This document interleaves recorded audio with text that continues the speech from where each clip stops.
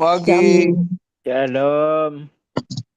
Baik, puji Tuhan. Em, Shalom. Semoga Bapak Ibu, Opa, Oma semua dalam keadaan sehat. Kita akan membuka Alkitab kita di dalam em, tema yang dikasih ke saya itu adalah Yakub ya. Ini Yakub temanya yang bergumul dengan Allah. Kita membaca di dalam Kejadian pasal 32.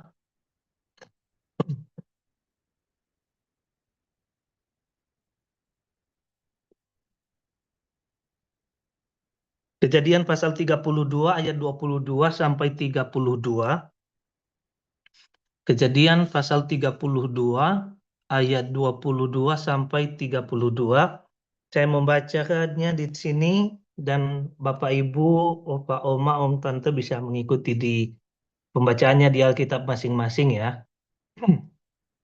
Kejadian pasal 32 mulai ayat 22 dengan judul perikop pergumulan Yakub dengan Allah. Pada malam itu Yakub bangun dan ia membawa kedua istrinya, kedua budaknya perempuan dan ke-11 anaknya, dan menyeberang di tempat penyeberangan sungai Yabok. Sesudah ia menyeberangkan mereka, ia menyeberangkan juga segala miliknya, lalu tinggallah Yakub seorang diri. Dan seorang laki-laki bergulat dengan dia sampai fajar menyingsing. Ketika orang itu melihat bahwa ia tidak dapat mengalahkannya, ia memukul sendi pangkal paha Yakub sehingga sendi pangkal paha itu terpelecok ketika ia bergulat dengan orang itu. Lalu kata orang itu, "Biarkanlah aku pergi karena fajar telah menyingsing." Sahut Yakub, "Aku tidak akan membiarkan engkau pergi jika engkau tidak memberkati aku." Bertanyalah orang itu kepadanya, "Siapakah namamu?" Bertanyalah orang itu kepadanya, "Siapakah namamu?" Sahutnya, "Yakub." Lalu kata orang itu, "Namamu tidak akan disebutkan lagi Yakub, tetapi Israel, sebab engkau telah bergumul melawan Allah dan manusia, dan engkau menang." Bertanyalah Yakub, "Katakanlah juga namamu." Tetapi sahutnya, "Mengapa engkau menanyakan namaku?" Lalu diberkatinyalah Yakub di situ. Yakub menamai tempat itu Peniel, sebab katanya, "Aku telah melihat Allah berhadapan muka, tetapi nyawaku tertolong." Lalu tampaklah kepadanya matahari terbit ketika ia telah melewati Peniel, dan Yakub pincang karena pangkal pahanya. Itulah sebabnya sampai sekarang orang Israel tidak memakan daging yang menutupi sendi pangkal paha, karena dia telah memukul sendi pangkal paha Yakub pada otot pangkal pahanya. Baik, Bapak Ibu, em, tema yang diberikan ke saya tadi, seperti yang saya sampaikan tadi, yang Yakub yang bergumul dengan Allah. Ini Nats Alkitab, ya Nats Alkitab dan berfokus kepada tema tokoh iman ya. Artinya kita belajar kepada Yakub mengenai imannya ya. Kita belajar mengenai iman Yakub pada pagi hari ini gitu. Nah, di dalam Kejadian 32 ayat 22 sampai 32 yang barusan kita baca, apa tentang iman Yakub yang perlu kita pelajari di sana? Gitu ya, dengan judul Yakub yang bergumul dengan Allah. Siapa itu Yakub? Dia adalah nenek moyang dari Israel, gitu ya. Dan dia adalah seorang penipu. Kalau kita melihat bagaimana sejarah kehidupan Yakub itu dipenuhi dengan penipuan, gitu ya. Nah, dia bahkan teks di dalam Hosea pasal 12 dari dalam kandungan itu sudah terlihat karakteristik orangnya gitu ya. Seperti itu. Seperti apa gitu orangnya, namun nanti dia seorang penipu gitu. Nah, siapa dia yang dia tipu? Abangnya Esau gitu. Itu pertama. Terus siapa lagi yang kedua? ayahnya, dia tipu juga ayahnya untuk mendapat hak kesulungan gitu ya. Yang ketiga siapa? Pamannya Laban, dan pamannya Laban itu beberapa kali dia tipu, dan Laban juga berkali-kali menipu Yakub. Artinya Yakub ini sekaligus selain dia menjadi seorang pelaku, dia juga menjadi seorang korban dari tipuan, gitu ya, Yakub ini gitu. Tetapi dia melakukan berbagai penipuan untuk memperoleh sesuatu, entah itu berkat jasmani secara fisik, yaitu material, maupun juga orang yang dia inginkan.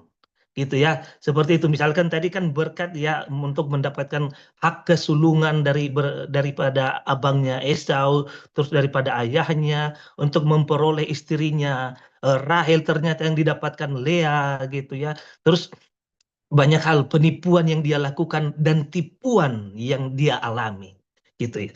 Nah, tetapi walaupun demikian, kalau kita melihat bagaimana sejarah kehidupannya, dia di dalam penipuan itu dia memang memperoleh segala yang dia inginkan.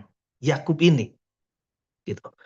Nah, ketika dia ketika Tuhan memperhadapkan kepada dia suatu fakta kehidupan yang memang berada di luar pemikiran dia, kita melihat di pasal 32 ayat 1 sampai 21, itu pergumulannya yang paling besar.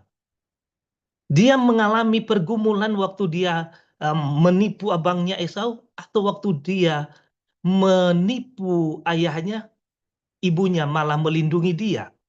Dia takut dikutuk oleh ayahnya gitu ya, seperti itu. Tetapi ibunya berkata kepada dia, biarlah aku yang menanggung kutukan itu. Tetapi pergumulan kehidupan yang dialami oleh Yakub, setelah dia menipu berkali-kali gitu ya, dan dia ditipu berkali-kali oleh orang. Di Kejadian pasal 32 ayat 1 sampai 21, di situ pergumulannya yang terbesar. Ketika abangnya Esau ingin menghadap dia, dan dia takut, dia sangat ketakutan, dia takut kalau abangnya Esau itu membunuhnya gitu. Nah, karena dia menghadapi kondisi yang paling sulit, dia mengutus budak-budaknya dan dia memberikan jumlah binatang gitu ya, peliharaan gitu ya, harta bendanya untuk dikirim kepada abangnya Esau. Dia menyogok gitu ya. Dia menyogok dengan mengirim budak, mengirim binatang peliharaan gitu dan harta benda kepada abangnya Esau untuk mendapatkan berkat pengampunan juga dari abangnya Esau. Tetapi di ayat 22 dan 23, pada malam itu Yakub bangun dan ia membawa kedua istrinya, kedua budaknya perempuan dan ke-11 anaknya, dan menyeberang di tempat penyeberangan sungai Yabok. Sesudah ia menyeberangkan mereka, semua harta benda, semua anak istri, semua yang dia miliki. Sesudah ia menyeberangkan mereka, ia menyeberangkan juga segala miliknya. Perhatikan ayat 24 bagian A. Lalu tinggallah Yakub seorang diri. Apa yang kita pelajari dari Yakub? Lalu tinggallah Yakub seorang diri ketika tidak ada lagi yang lain. Apa yang dialami oleh Yakub? Bergumul dengan Allah. Alkitab menggunakan kata bergulat dengan Allah gitu. Di sini Yakub menghadapi persoalan yang begitu besar, tetapi di saat itu Tuhan mau bergulat dengan dia. Bapak Ibu, mungkin ada Bapak Ibu di sini yang pernah berdoa gitu ya supaya Tuhan menolong gitu ya seperti itu, tetapi malah yang diberikan tidak seperti apa yang kita harapkan gitu ya kan. Kita meminta Tuhan menolong, tetapi yang datang malah masalah baru. Kita meminta Tuhan memberkati gitu ya, tetapi malah yang dapat kita kehilangan apa yang kita sayangi. Dan kita meminta suatu kedamaian, ketentraman, tetapi malah Tuhan berikan suatu permasalahan, pergumulan. Kita meminta Tuhan memberikan kita hikmat, kita diberikan, malah Tuhan memberikan kita masalah untuk kita hadapi. Kita meminta hikmat, malah Tuhan memberikan pergumulan untuk kita menyelesaikan pergumulan masalah itu. Nah, itulah yang dialami oleh Yakub gitu, oleh Yakub. Dia di dalam kondisi yang sulit, malah Tuhan bergumul dengan dia. Dan apa yang terjadi? Tuhan berhadapan langsung kepada Yakub. Seakan-akan Tuhan berkata begini gitu. Kamu kalau udah nggak ada lagi yang lain, barulah kamu bisa melihat aku gitu. Kenapa sih kita tidak bisa melihat hati kita tidak setia kepada Tuhan gitu? Kenapa kita tidak konsisten kepada Tuhan? Iman kita itu selalu dinamis gitu ya, naik turun gitu. Ya karena kita juga seringkali keindahan dunia itu menutupi mata kita. Sehingga kita juga jarang sekali, bahkan ya kadang iya kadang enggak gitu, iman kita juga kepada Tuhan begitu. Kenapa kita tidak selalu konsisten melihat bagaimana keindahan Injil, keindahan kasih Tuhan terhadap kita? Karena keindahan dunia menutupi mata kita.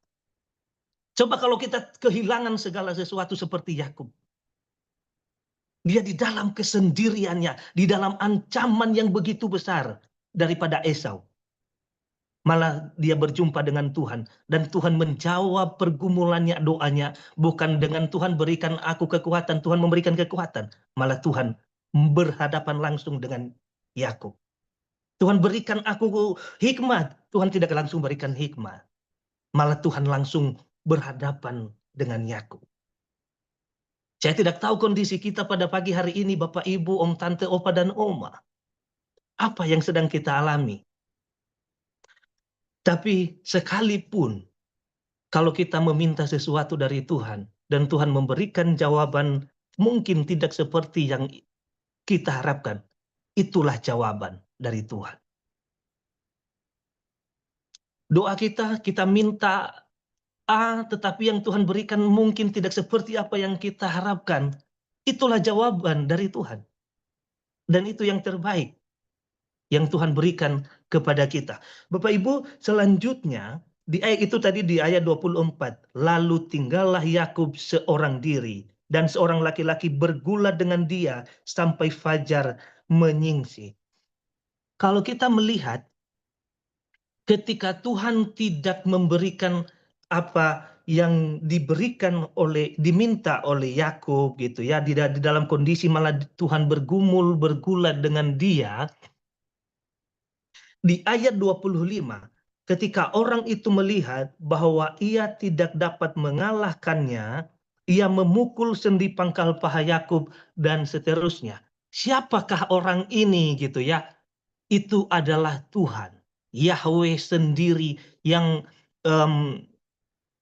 itu namanya di dalam Perjanjian Lama itu ya teofani gitu ya, seperti itu. Tuhan menampakkan diri dalam bentuk yang lain gitu ya, manusia, bisa juga malaikat gitu ya. Seperti itu teofani, penampakan ilahi namanya gitu ya. Theo itu Allah atau ilahi, Pnania itu artinya penampakan, terlihat gitu ya, teofani. Nah, misalkan bukti ayatnya di mana?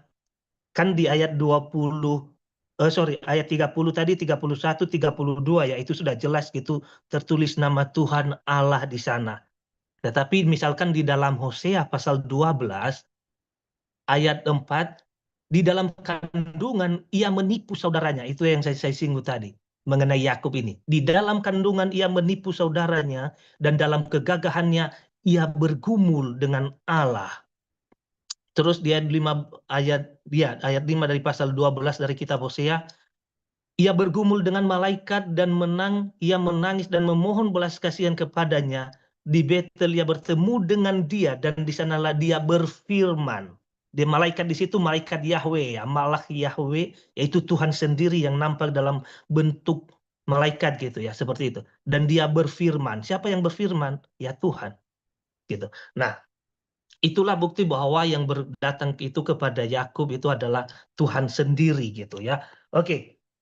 Nah, ketika Yakub bertemu dengan Tuhan di dalam kesendiriannya itu, Yang terjadi dia bergumul dengan Tuhan. Yang terjadi dia bergumul dengan Tuhan. Dan apa sih maksudnya kalau dia bergumul atau bergulat dengan Tuhan ini? Kalau kita manusia bergulat dengan Tuhan, walaupun Tuhan yang tampak dalam wujud yang lain gitu ya, dia dalam bentuk manusia gitu. Apa maksudnya gitu? Apakah kita mampu bergulat dengan Tuhan? Bergulat dengan Tuhan? Nggak mampu sih. Tapi mengapa Tuhan itu bisa membatasi dirinya, menampakkan dirinya di dalam bentuk wujud manusia dan bergumul dengan Yakub. Bahkan di situ di ayatnya yang ke-20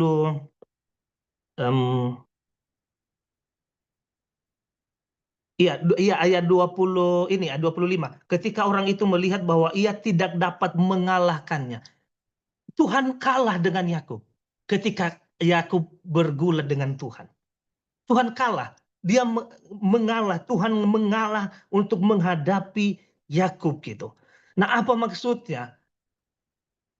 Bapak Ibu, kalau Tuhan benar-benar menampakkan dirinya dan dia menyatakan kuasanya ketika kita bergumul, bergulat dengan Tuhan, kita tidak jadi apa-apa. Kita hanya mati dan binasa. Makanya di ayatnya yang ke-30, Yakub menamai tempat itu Peniel, sebab katanya, aku telah melihat Allah berhadapan muka, tetapi nyawaku tertolong.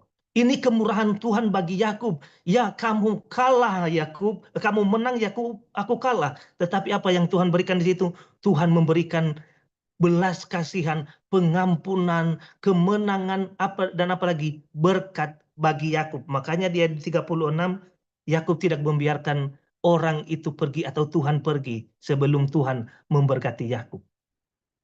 Bapak Ibu, kalau kita melihat juga ada benang merahnya di dalam Injil Yesus Kristus. Tetapi sebelum ke situ, saya menyinggung satu hal ketika Tuhan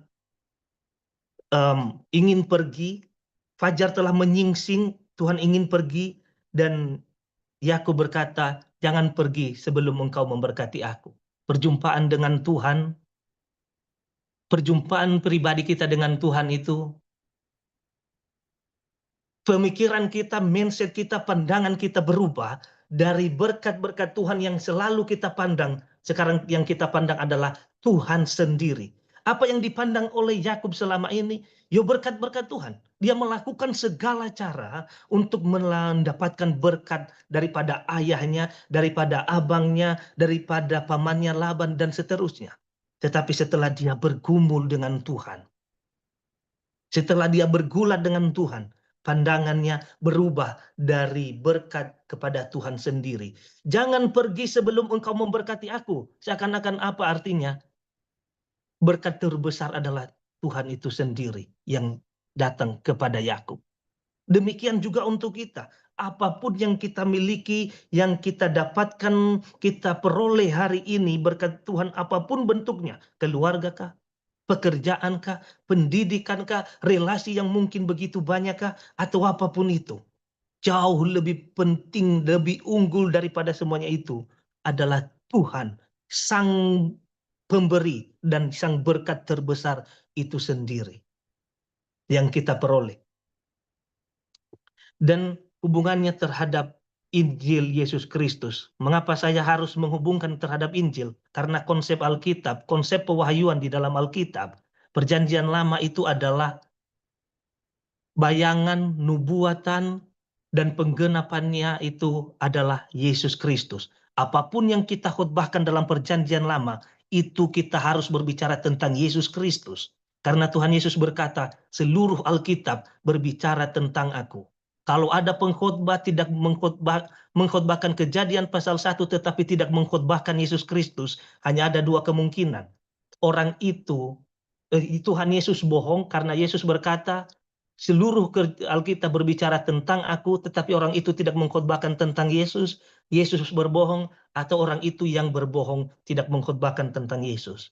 Saya harus berkata bahwa teks ini berbicara tentang Yesus. Apa itu? Yakub bergulat agar mendapat berkat bagi dirinya sendiri di dalam Injil Yesus Kristus. Tuhan Allah, Yesus Kristus di Taman Getsemani, bahkan di atas Kalvari dia berhadapan muka dengan Bapanya. Dia bergulat, dia benar-benar bergumul untuk menghadapi kutukan yang begitu besar di dalam tantangan, ancaman, perbudakan, penolakan yang begitu besar. Yakub tadi kan dia berhadapan dengan abangnya Yakub. Abangnya Esau. Tetapi Yesus Kristus dia sendiri berhadapan dengan Bapa ketika dia menghadapi kutukan karena dosa dan pergumulan kita, pelanggaran kita. Yakub berkata, aku tidak akan melepaskan engkau sebelum engkau memberkati aku, gitu ya. Terus di dalam Injil Yesus Kristus Tuhan berkata di dalam waktu dia berdoa di Taman Getsemani, jadilah kehendakmu bukan kehendakku. Tuhan berhadapan dengan kondisi ini. Terus Yakub mempertaruhkan nyawanya untuk hidupnya sendiri waktu dia bergumul dengan Tuhan di dalam pergulatan itu. Tetapi Yesus Kristus menyerahkan nyawanya untuk kehidupan kita. Yakub disentuh dan sehingga dia pincang, tetapi dia tetap hidup ketika dia berhadapan dengan Tuhan. Tetapi Yesus Kristus, dia ditimpa murka dan dia rela mati supaya kita hidup. Yakub bergumul karena takut kehilangan kasih Allah. Dia bergumul kepada Allah gitu. Dia takut kehilangan kasih Allah. Yesus Kristus bergumul karena sehingga dia rela kehilangan kasih Bapa. Bapa memalingkan mukanya terhadap dia karena segala dosa dan kebobrokan kita ditimpakan kepada dia di atas Kalvari. Yakub bergumul dan dia menang dengan kelemahannya yang sementara, dia pincang gitu ya seperti itu, tetapi Yesus Kristus dia menang dan dia melalui kematian yang menebus, tetapi luka di tangannya, luka paku di tangannya, di kakinya, tusukan tombak di dalam dadanya terlihat, dan itu terlihat hingga di dalam surga, dalam kekekalan. Yakub hanya mengalami kepincangan selama hidupnya. Yakub keluar dari pergumulan dan dia diberkati. Keluar dari Yesus Kristus, keluar dari kubur dengan bekas luka dan dia menang. Dan Yesus menanggung semuanya itu untuk apa? Untuk kita. Untuk saya, Bapak, Ibu, Om, Tante, Opa, dan Oma. Tuhan Yesus bergumul dengan Bapa, menghadapi kutukan, menghadapi cawan murka Allah di 2000 tahun yang lalu di atas salib untuk kita semua. Lewat firman Tuhan pada pagi hari ini kita berbicara tentang tema Yakub yang bergumul dengan Allah. Yesus Kristus adalah Yakub yang sempurna, yang menanggung segala pergumulan kita, dan lewat itulah kita diterima, diberkati oleh Tuhan di dalam iman kita kepada Yakub yang sempurna ini, Yesus Kristus. Demikian firman Tuhan yang saya sampaikan.